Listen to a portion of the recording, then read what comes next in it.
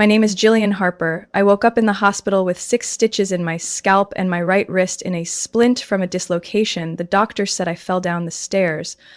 But I remember very clearly the same hand that once steadied me as a toddler pushed me down last night. It wasn't an accident. It wasn't a misunderstanding. It was a choice. So why? And why, even as blood pooled across the marble floor, did no one call my name? Did no one stop me? Let me ask you something. Have you ever been pushed to the edges by your own family, then watched them rewrite the story to erase you from memory? If so, I'd like to hear about it below. And if you believe that sometimes justice arrives not through rage, but through silence and truth, leave a like, subscribe, and comment. Because the story I'm about to tell is unlike anything you've heard before. I remember the morning my mother died. The Seattle sky was gray, the same gray as her fading lungs, and the hospital room suddenly felt too large. When the nurse pulled the curtain closed, the heart monitor went silent, and I stood still for what felt like forever, just staring at her hand, limp, unmoving, the hand that once taught me how to hold a pencil, mend a tear, place thin apple slices into a cinnamon-laced pie. Everything that followed came in broken flashes, a walnut-colored casket, unfamiliar faces offering vague condolences, and my father, who didn't shed a tear. Only 4 months later, he brought a woman home, introduced her casually over dinner. This is Cynthia. She'll be dining with us tonight. I was 22, in my final year of software engineering, still living at the suburban house during breaks. Cynthia was beautiful in an almost unnatural way. Blonde hair set in perfect waves, gold-plated watch gleaming on her wrist, and a voice soft as whipped butter, but cold. Every movement felt rehearsed, down to the way she pulled out her chair or smiled politely at every empty conversation. I don't know how she did it, but within weeks, she moved in like the house had always been hers. The curtains were swapped for ivory lace, lavender replaced the cinnamon scent my mother loved, and the living room turned into a showroom. Gone were the nights of yarn and local news. Bit by bit, everything changed, and I began to learn silence. I did try to speak, politely, carefully. One evening, when Cynthia suggested replacing all the family portraits with some anonymous oil paintings, I gently asked, "What about the photos of my mom and me?" She placed her wine glass down on the glass table, smiled gently, and said, "The dead deserve peace, Jillian. Good memories belong in your heart, not dangling in front of guests." I looked to my father, hoping he'd say something, but he only sipped his whiskey, eyes still fixed on the half-finished news report. His answer was always silence. The same silence that had crept in after my mother's funeral, and settled over the house like a thin dust, making everything look familiar but feel like nothing was truly mine. Then Brandon arrived and everything shifted again, Cynthia's son from a previous marriage. He moved in after dropping out of college, again. Tall, smooth-talking, always in overpriced hoodies stamped with logos of startups I'd never heard of. He had this way of making jokes that were never just jokes, his eyes always watching, waiting to see if I'd overreact and prove him right. One night, as I talked about a new project at the software company, Cynthia suddenly cut in, laughing lightly. Jill's loved numbers and machines since she was little, always tinkering with something. A bit of an oddball in a family full of artists, right? She chuckled. Brandon chuckled. My father smirked, but I couldn't tell if it was amusement or discomfort. That's when I became the quirky engineer. At every event Cynthia hosted, I was introduced like an outsider. "Jillian does something with tech, smart girl," Cynthia once said, her tone as if describing a fancy toaster. "Not quite like the rest of us, but still valuable." Brandon, on the other hand, was always front and center, taken to networking mixers, photographed at charity events beside Cynthia, and even had access to a bank account my father had never let me near. "He's experimenting with a podcast concept," Cynthia would say proudly. Meanwhile, I quietly paid utility bills when they forgot or fixed the home's Wi-Fi every time it crashed. Never once thanked beyond a cursory nod. The house became a stage, Cynthia the director, Brandon the star, and me just the stagehand, present but never seen. Everything I did, from changing light bulbs to repairing the washer, was acknowledged with empty gratitude, if at all. When I landed a major contract at work and mentioned it at dinner, Cynthia gave a polite nod, then turned to Brandon. Darling, did you get any good engagement on your new video today? All eyes turned to him. Even my father's.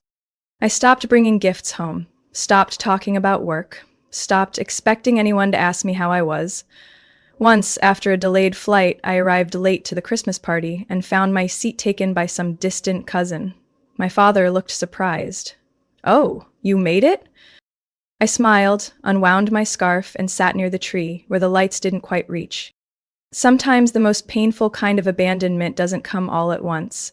It happens quietly, through soft smiles, hollow well wishes, and glances that turn away just when they should meet yours.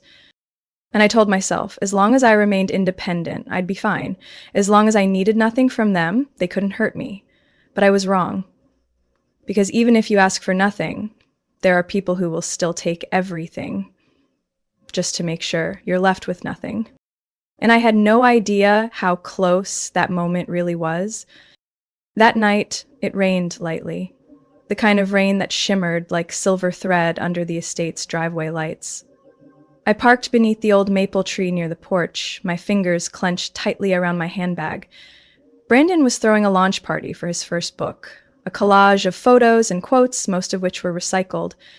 I didn't consider it a work, but Cynthia called it a pinnacle of creative perspective. Even my father nodded along, like Brandon had just discovered cold fusion. I hadn't planned to attend, but I wore a charcoal silk dress, a birthday gift from an old friend, just to avoid becoming the latest excuse for Cynthia to slander me behind closed doors.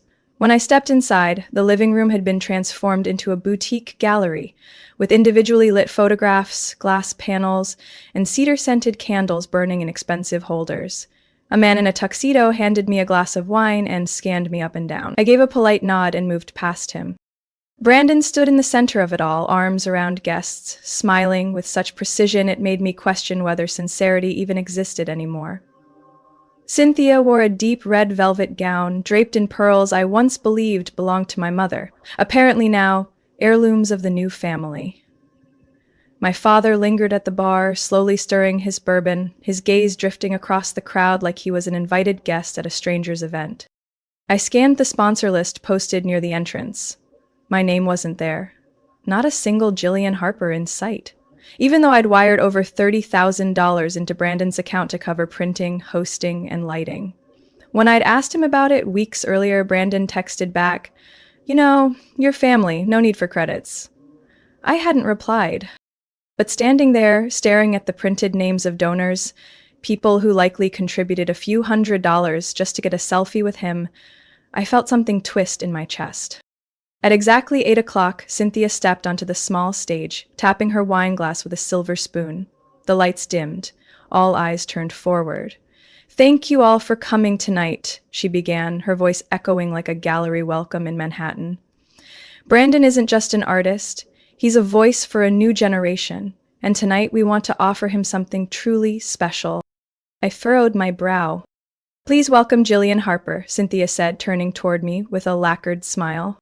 I froze, then made my way to the front, trying to steady my legs under the weight of so many watching eyes. No one said a word. Brandon stood on stage, curious. My father stayed in the back, holding his drink, unmoved. As I reached the stage, Cynthia gently placed her hand on my shoulder, almost lovingly. I hadn't yet grasped what was happening before she turned to the audience and said, clear as day, "We are so proud to announce that Jillian, the ever-generous sister, has decided to gift her Seattle home to Brandon so he can build his first creative studio. What a gesture of love, don't you think?" I stood there, stunned. The room thickened with tension. Someone chuckled quietly. Another guest gasped. "That's so generous." I turned to Cynthia. "I never agreed to that." She kept smiling. "Oh, Jillian, don't be modest. You always said you didn't need that much space. And Brandon really needs a place to create. That house is just sitting empty, right? No, I said firmly. It's not empty, and it's mine. Cynthia turned toward me, still smiling, but her eyes were no longer gentle. Jillian, she whispered softly, just enough for me to hear. Don't embarrass your family on such an important night. I didn't respond. I turned and stepped down from the stage, accompanied by confused murmurs from the crowd. A few guests gave me puzzled looks. A young woman whispered quietly, "Isn't she overreacting a bit?" I heard every word, each one cutting into my back. I made my way to the back staircase, my heart pounding as if about to burst. I needed air. I needed real light. But just as my foot touched the bottom step, Cynthia followed me. She called after me. Jillian, her voice was soft as a breeze, yet there was nothing gentle about it. I turned around, gripping the handrail tightly. Why did you do that? I asked. She didn't answer. Instead, she stepped closer, her expression calm and composed. You've always been an outsider, she said quietly, and outsiders rarely get to keep anything for long. Then, in that instant, without warning, Cynthia's hand pressed firmly against my shoulder and I felt a sudden, powerful shove. The stairs were slippery with moisture on the smooth stone surface. My heels slipped in a flash, lights swirled, my heartbeat caught midair, fell, and then everything sank into darkness. I woke to the sterile scent and bright white lights of a hospital. Everything blurred for several seconds, as if someone had wiped my memories clean with a damp cloth. The doctor told me I'd fallen down the last 3 stairs, hitting my head on the railing's edge, dislocating my wrist as I tried to grip the banister. But I knew I'd been pushed, not because I was paranoid, but because the last thing I saw before falling was Cynthia's eyes. And that wasn't the look of a stepmother. It was the gaze of someone who had just finished playing her part. I requested to be discharged the following morning. The nurse was surprised but didn't stop me, only gently reminding me to monitor any concussion symptoms for the next 36 hours. She softly asked if anyone was coming to pick me up. I shook my head. No one. Not a single text. Not from Brandon, not from my father, and certainly not from Cynthia. I called an Uber and sat silently in the back seat like a ghost in my hospital gown. Not ready to go home yet, I stopped by a small cafe near Pike Place, a place my mother and I used to visit every weekend afternoon. I ordered a cup of ginger tea, my hands still trembling. When I checked my phone, the screen lit up with over 40 notifications from social media apps. The same link repeatedly pasted, accompanied by pointing finger emojis and exclamation marks. I clicked.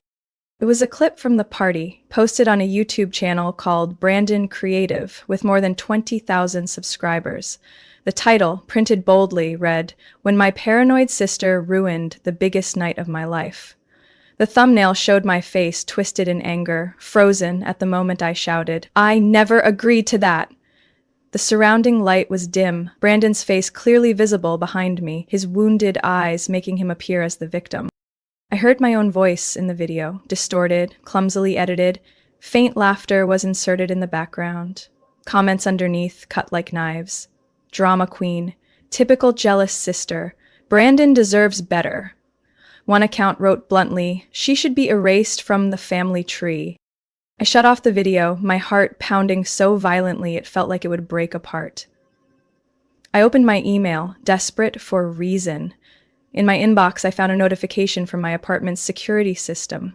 Access denied. Smart lock system disconnected. I opened the remote control app. Logged out. When I tried to log back in, the screen read, "Account no longer exists." I called the building reception. An unfamiliar male voice answered, "Ms. Harper? Apartment 12B has recently had its ownership updated under a property transfer authorization dated the 6th of this month. You're no longer listed as a resident." I froze. "I never signed anything," I said, voice choking. "Can you send me a copy of the documents?" "I'm sorry," he replied, "but since your name is no longer on the record, I can't provide that information." I hung up, my hands shaking uncontrollably. I'd been erased. Not just physically, but completely wiped from the home I'd bought myself, from the collective memories my family created, even from the truth itself. I broke down crying right there in the cafe, not loudly, just quiet, endless tears that wouldn't stop. The barista quietly handed me some tissues, her eyes sympathetic, but asked no questions.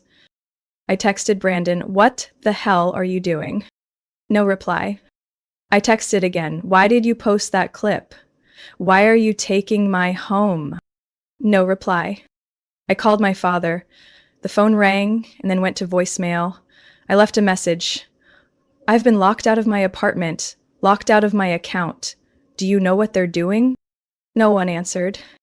I checked my phone again, desperately scanning every stored email, every document related to my apartment, purchase agreements, tax records, mortgage contracts.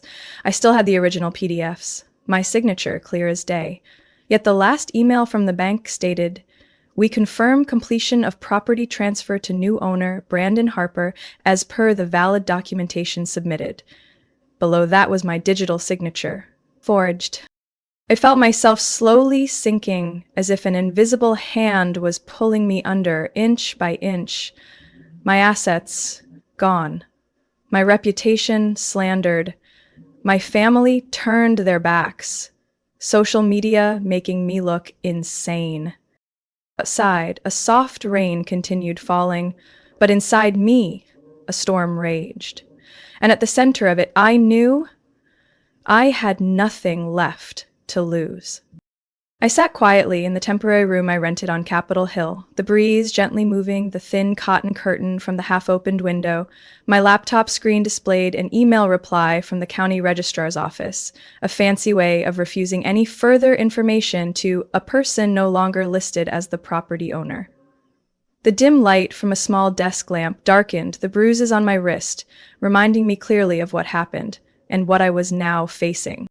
My phone rang, an unknown number, San Francisco area code. I almost didn't answer, but something in me instinctively swiped to pick it up. "Jillian?" Hesitated. The voice was familiar, deep, slightly husky, yet warm beneath each word. "Who's this?" "It's Noah Sullivan, from high school, MS Fletcher's literature class." I paused, sorting through my tangled memories. Even amidst the chaos, I remembered the voice clearly. The boy who sat beside me in class, carefully taking notes line by line, laughing quietly whenever I had to read poetry aloud. "Oh my God," I breathed. "How did you—" "I saw Brendan's video," he said gently, and I immediately knew something wasn't right. I stayed silent, the quiet stretched like an old scar reopening. Noah continued, "I work in civil rights and property law. Your story, it's not uncommon, but the way they're doing it, it's crueler than most." An hour later, we met at a small cafe in Fremont, where the afternoon sunlight filtered through the windows, casting pale, golden shapes on the old tile floor. Noah walked in, taller than I remembered, his hair neatly trimmed, wearing a simple white shirt under a charcoal blazer. But his eyes, the same ones I remembered clearly at 18, were steady and observant. "I want to help," he said after a few polite exchanges. "I can't afford much," I replied, eyes fixed on my steaming tea. "I don't charge people who once helped me pass senior year math," he smiled gently. "And this isn't about returning favors, it's about what's right." We started that very night. I sent Noah all the documents I had left, the purchase agreements, real estate tax statements, email correspondence with the bank, and photos of my actual signature from various notarized documents. Noah didn't say much, just nodded continuously, fingers scrolling through each page as though assembling a roadmap. "The first mistake," he said, "is that they forged your digital signature without matching it to your physical signature. Washington's digital notary system requires two-factor authentication via OTP codes, and they used a compromised email account." "My email?" I asked, leaning toward the screen. Noah nodded. "They used information from an old login of yours on an unfamiliar device, most likely from within your own home." My neck felt ice cold.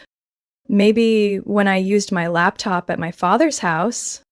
Noah didn't need me to finish. I think so. For the next 3 days, we worked as if nothing else existed but the truth. Noah traced IP addresses, asked colleagues from cybersecurity to help examine electronic notary data, and tracked down the lawyer's office that notarized the contract. This name looks familiar, Noah said, staring at the representative's name. Deborah Lynn? She used to work with Cynthia when they both were part of the city's real estate brokerage. I looked up. Cynthia used to work in real estate? For nearly 10 years. She stopped about 3 years ago. There were multiple incidents involving altered property documents, but none were prosecuted because victims lacked sufficient evidence. It seems she was skilled at making everything appear legitimate. The air in the room thickened. My skin felt chilled. Noah opened another file. Here, it's an old file related to your father. Glenn Harper. 3 years ago, he sold a small property in Spokane with Cynthia acting as the representative. But here's the problem. That property was under the joint ownership of him and his first wife, your mother. I gripped the armrest, lips pressed tightly. They sold it without ever mentioning my mother's share? Noah nodded. I think you're standing on an iceberg they assumed had melted away. I closed my eyes, feeling everything I'd once suspected was no longer just paranoia. It was proof, something tangible, visible, and ready to be presented before a judge. Noah looked at me, his eyes softening. Do you want me to keep going? Because if we do, there's no turning back. I nodded, without hesitation. I returned to the house late on a Thursday night, rain softly drizzling on the porch roof, neighbors' lights already dimming. The iron gate still made its familiar creaking sound each time it opened, even though Cynthia had bragged about having someone regularly oil it to keep everything perfect.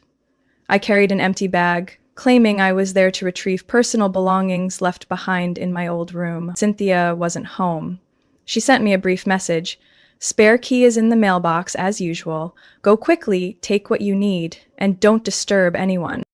I didn't reply. Inside, everything was oddly quiet. No TV sound, no jazz music, no cedar-scented candles. The polished wooden floor was so reflective that the wall lights made me feel like I was walking on mirrors. The living room remained exactly as during the previous party. Artificial flowers arranged high on shelves, a large portrait of Brandon prominently displayed over the fireplace. None of my mother. I hurried upstairs, pretending to check the old desk drawer. Inside were just a few unused notebooks and a box of plastic rings from high school. I gently lifted the velvet lining at the bottom. Nothing. But I wasn't there for memories. The basement was a place Cynthia had forbidden me to enter. She called it the private area, claiming it stored important family financial documents. And I had no reason to be down there. Actually, it had been my mother's office when she was alive. A room filled with handwritten manuscripts, medical records, and folders detailing every treatment and penny saved for me. I descended the small wooden staircase near the laundry room. Dim yellow light spilled from an old bulb hanging from the ceiling, making the space feel like a vintage wine cellar. I moved along the wall, fingers brushing dusty shelves, until I stopped in front of a locked iron cabinet. A safe. It had a traditional mechanical combination lock, no electronic keypad, but beneath it, in a small drawer, I found a thin notebook with a worn spine. Opening it, I wasn't surprised to see several combinations, series of 3 numbers, scribbled lightly in pencil. I tried the first combination, wrong. I tried the second, there was a quiet click that sent shivers down my spine. The heavy iron door slowly swung open. Inside were 3 thick file folders, neatly stacked, the topmost a black plastic cover labeled Jillian H. Records. My hands trembled slightly as I pulled it out. Opening the first page, I saw a bolded psychiatric evaluation. Subject exhibits mild paranoid tendencies. Signs of emotional instability. Recommended for further monitoring. Signed by a psychologist I'd never met. Below it was a summary of treatment. at a rehabilitation facility, one I'd never even set foot in. I stopped at the third page, heart pounding, a handwritten note between pages, clearly Cynthia's handwriting. If needed, print from hard drive and pass to Deborah for handling. I bit my lip, hard. They had prepared fake psychiatric records for me. Maybe to discredit me if I reacted, maybe to use against me if I dared sue. Everything had been carefully planned. The second folder was thicker. It was my mother's life insurance policy. On the first page was her name, birth date, policy date, and insurer. The original beneficiary was marked clearly in blue pen, Jillian Harper.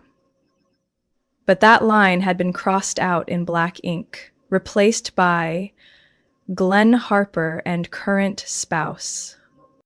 Below was a faint notarization stamp. I held the paper under the light. The stamp was smudged, the date clearly altered.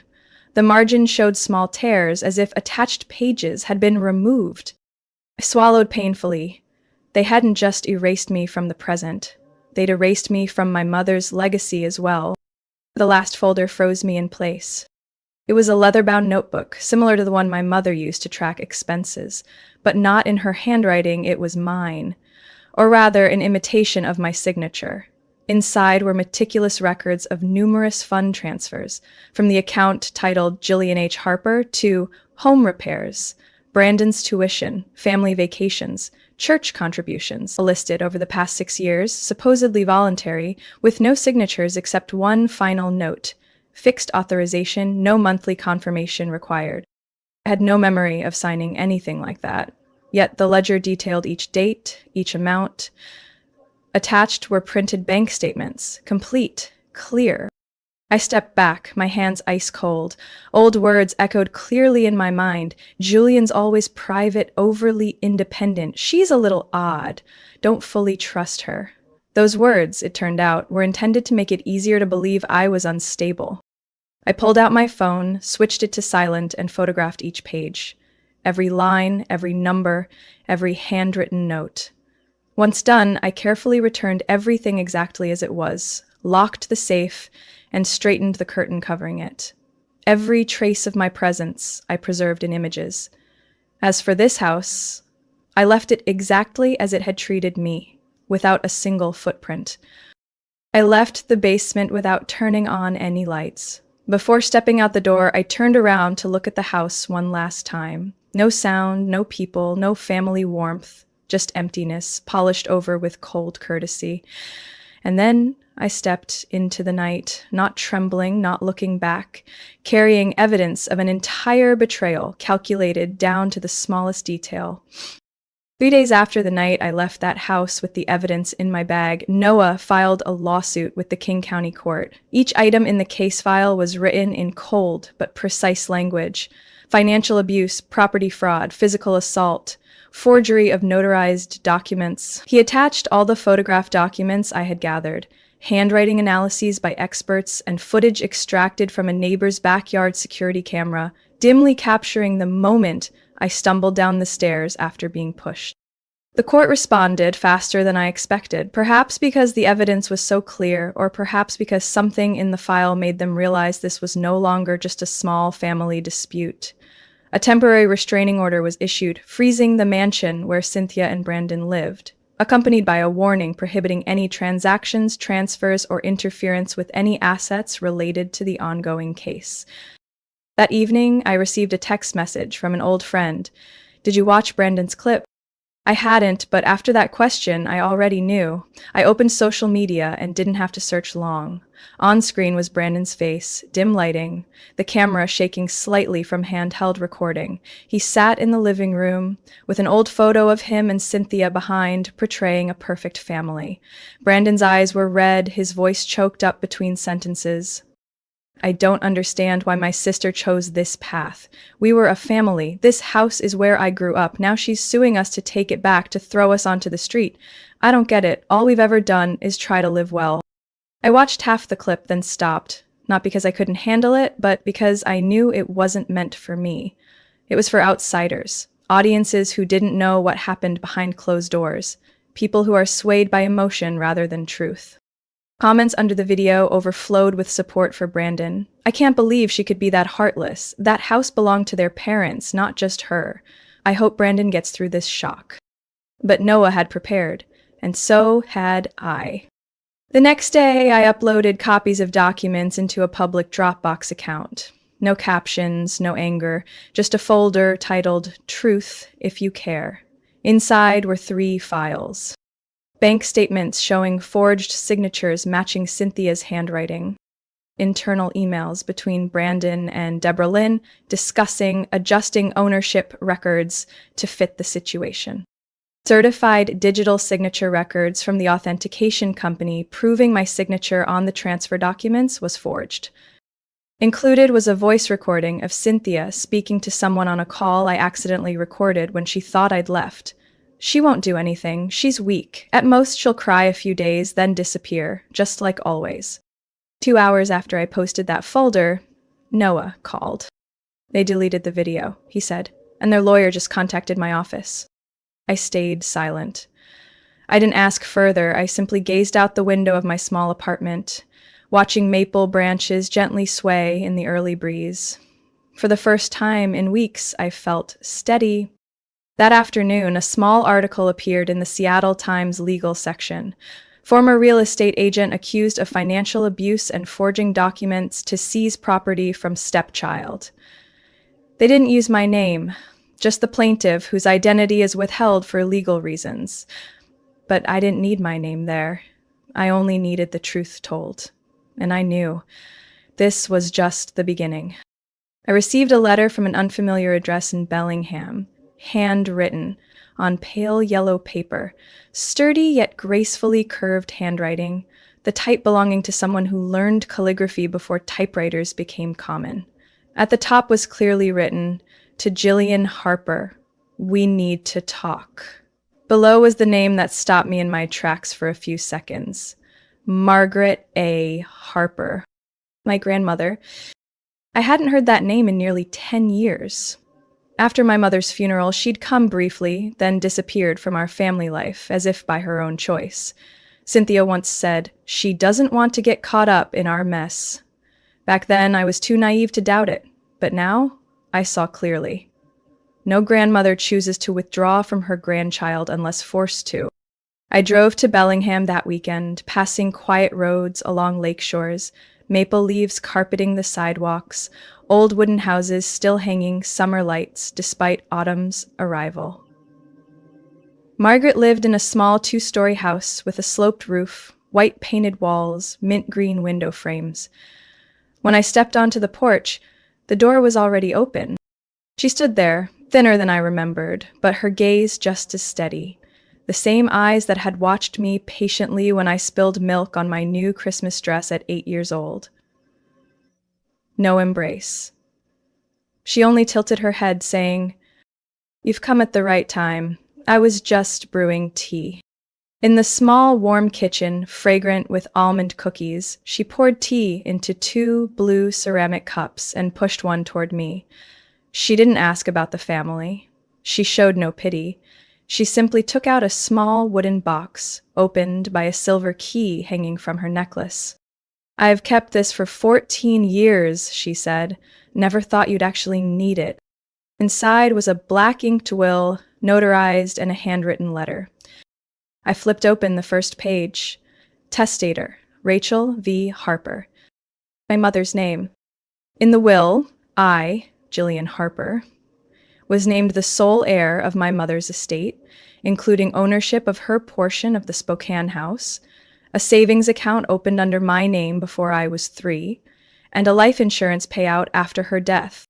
Yet I had never known about these things, never received a cent, because all of it, according to tax records, had been merged into marital assets with the consent of my legal guardian, my father, Glenn Harper. I looked at her. Why only now? She held my gaze steadily. "Because Cynthia forced your father to cut off contact.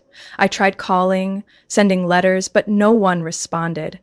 I had no legal right to intervene when they transferred assets.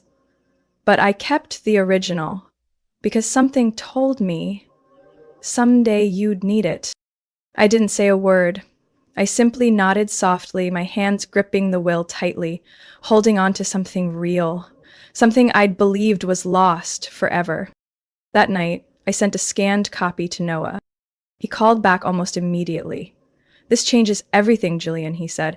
"If the will is validated, all subsequent transfers can be deemed violations of the testor's intentions. And with evidence of misuse of guardianship, we can petition the court to reconsider the entire misappropriated estate." That means we're not just talking about the old house or the seized apartment, he said, but the full value of your mother's estate, including the life insurance settlement. If Cynthia and Glenn misappropriated or sold it, they could face prosecution. I sat silently for a moment, not from fear, but because for the first time I felt I was no longer standing in the shadows. The next morning, I stepped out of my rented apartment wearing a long coat, my hair tied back neatly. Outside the local press office, 2 young reporters were smoking, waiting for a figure in another lawsuit to arrive. I walked straight to the reception desk and left copies of the will, the forged signature analysis, the fake medical records, and Cynthia's handwritten letter I had found that night in the file. I didn't say much, I just left a note. "This is the truth, write whatever you want, but write it right." 3 days later, an investigative article appeared on the front page. Software engineer Sue's family erased from the estate, diagnosed with mental illness and a rebellion born from a cup of tea. They didn't portray me as a victim. They wrote me as a survivor. I began speaking out on social media, at legal press conferences, in news articles. I told the story not to accuse, but to prove. Silence is not consent. I was no longer the faint sister standing behind closed doors, no longer the woman labeled unstable for daring to claim what was mine. The verdict was announced on a sunny early winter morning as soft rays filtered through the courtroom's large windows and landed on my coat like an end to a chapter. The judge read each clause aloud, clear and concise, like a cold but fair summary. I felt no joy, no tears, just a slow breath, as if my body had been waiting for that moment so long it had no energy left to react. I was restored ownership of my apartment in Seattle. The court ordered the defendants, Glenn Harper and Cynthia Harper, to return all unlawfully transferred assets, including my mother's inheritance, the value of the wrongfully sold house, and compensation for emotional damages caused by the forged medical records. The amount was enough for me to start fresh anywhere. But what brought me peace was the final line in the judgment. Transfer case to criminal investigation under Section 9 for organized property fraud. Noah lightly placed his hand on my shoulder as we left the courtroom. No words were spoken. He understood I didn't need congratulations. He simply walked beside me, as he had throughout this journey, not imposing, not shielding, just present when I needed him. The news spread faster than I expected. The next day, Brandon posted a short video titled, "I Was Betrayed." He spoke at length, eyes red, clutching his book tightly, voice choked. "I don't know what my mom did, I'm just a kid caught in grown-up games." But just 1 day later, the publisher sent a notice to terminate their contract. They didn't want to be involved in what the public called the Harper family drama of the century. Cynthia vanished from social media platforms. On a real estate forum, people discussed her former company severing ties right after the investigative article was published. Some former colleagues left comments, not surprised, always felt something was off, master of the perfect disguise. I didn't react, didn't share, didn't comment. I turned off notifications from all social platforms. I wanted to withdraw from that cycle, where people applaud you today and forget you by tomorrow morning. 3 weeks later, I left Seattle. No farewell, no notice. I rented a small house near Cannon Beach, Oregon, where ocean waves rhythmically lap the sandy shore and the salty breeze slips through every crack. The 2-bedroom wooden house with a pitched roof had a backyard big enough for me to plant some lavender and set up a chaise lounge for afternoon reading. I started over with simple things, waking early, brewing coffee, opening windows to let light and wind fill the room. Afternoons were spent at the beach, walking for hours along the shore, letting soft sand underfoot wash away the lingering aches from the long fight. Nights, I sat in the small living room, playing soft music and writing notes for something unnamed, not memoirs, not autobiography, just lines of memory, laid down so they wouldn't nestle in my chest anymore. My neighbors were an elderly couple, Marian and George. They didn't ask much, just nodded hello when they saw me in the garden, sometimes bringing over a tray of apple pie or some fresh basil picked from their backyard. Kindness needs no explanation. It exists like air, and I was grateful for it. One morning, I received a handwritten letter, a cream envelope with slanted script. It was from my grandmother, Margaret. Dear Jillian, I heard you moved away. Good. You need a place free from toxic memories. If you can, keep yourself at peace. Don't carry them, even in your dreams. I folded the letter, set it on the table beside a cup of chamomile tea. I didn't cry, but something inside softened, lightened. I don't hate Cynthia, nor do I regret speaking out. I just no longer have room in my heart for those who once treated me like a doormat they could trample on to keep their shoes clean.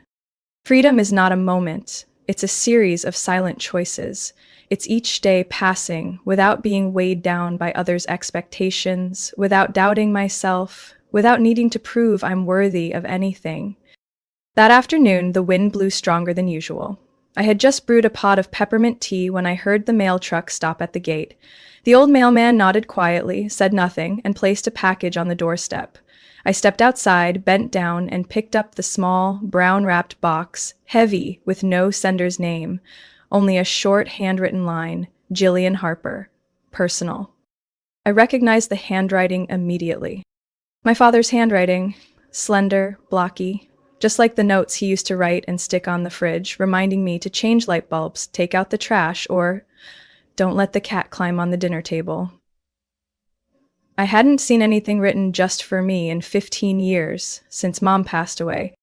I brought the package inside, carefully cut the tape.